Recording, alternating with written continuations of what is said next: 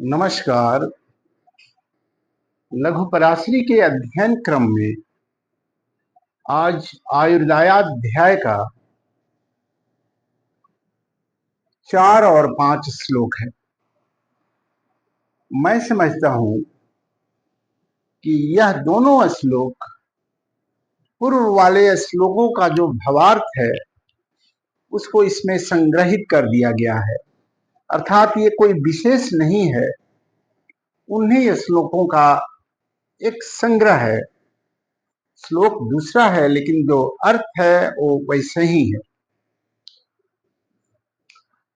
इसलिए हमने 2 श्लोकों का आज एक ही जगह लिख दिया है कि ये 2 श्लोक भी समझना अत्यंत आसान है, क्योंकि इसके पहले जो श्लोक था वही समझिए कि यह है, उसी के जैसा इसका भावार्थ है। एक बार श्लोक देखते हैं। अलाभे पुनरेत्तेषां संबंधे न व्यस्सितो क्वचित् शुभानां च दशा अष्टमेश दशासु च केवलानां च पापानां दशासु निधनम क्वचित् कल्पनीयम बुधैर्नृणां मारकाणां अदर्शने। ये कहता है कि अलाभ है, माने अगर किसी की आयु की समाप्ति हो गई हो ज्योतिष के गणित के अनुसार, और उसमें मार्केश की दशा नहीं आ रही हो, उसके अलाभ हो नहीं प्राप्त हो रहा हो, तो कौन कौन सी दशा प्राप्त नहीं हो रही हो। यदि मार्केश की दशा नहीं मिल रही हो, जैसे इस तुला लग्न में यहाँ वृश्चिक राशि है, वृश्चिक का स्वामी मंगल और यहाँ मेष का स्वामी मंगल, इसकी दशा नहीं आ रही हो, या इसमें बैठने वाला कोई ग्रह, मारक स्थान स्थित ग्रह, कोई जैसे कोई भी ग्रह अगर यहाँ बैठा हो उसकी भी दशा नहीं आ रही हो, या मंगल के साथ कोई ग्रह स्थित है उसकी भी दशा नहीं आ रही हो, उसकी भी दशा नहीं आ रही हो, व्ययेश यानी 12वें भावाधिपति, जैसे इसका 12वां भावाधिपति बुध होगा, उसकी भी दशा आयु के समाप्ति काल पर नहीं आ रही हो, तो अष्टमेश की दशा यानी यहाँ वृक्ष राशि इसकी अधिपति शुक्र हो गया, इसकी भी दशा नहीं आ रही हो, यानी एक नहीं आ रही हो तो दूसरे में जीवन हानि संभव है, दूसरा नहीं आ रहा है तो तीसरे में, तीसरे नहीं आ रहा है तो चौथे में, चौथा नहीं आ रहा है तो पांचवें में, पांचवा नहीं तो छठे में, तो ये पांचवा नहीं आ रहा हो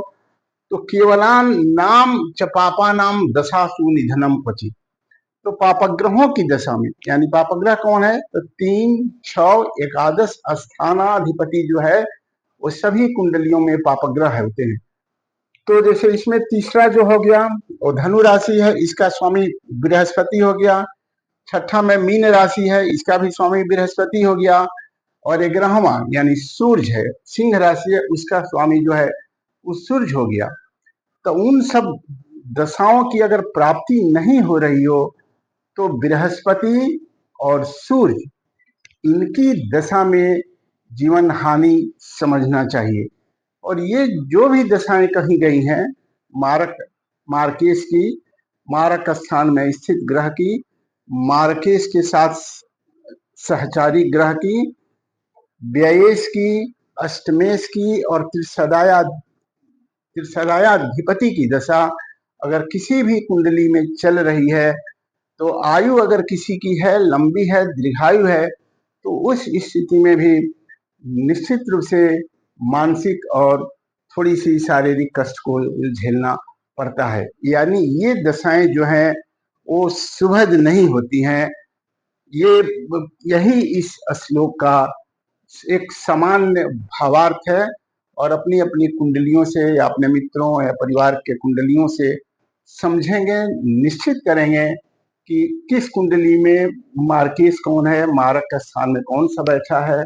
मार्केश का सहचारी ग्रह कौन है, व्ययेश कौन है,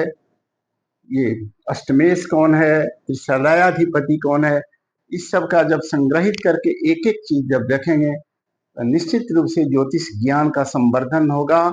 और आपके ज्योतिष जो है वो आपके व्यवहार में भी आएगा और आप एक कुशल ज्योतिषी बन सकते हैं।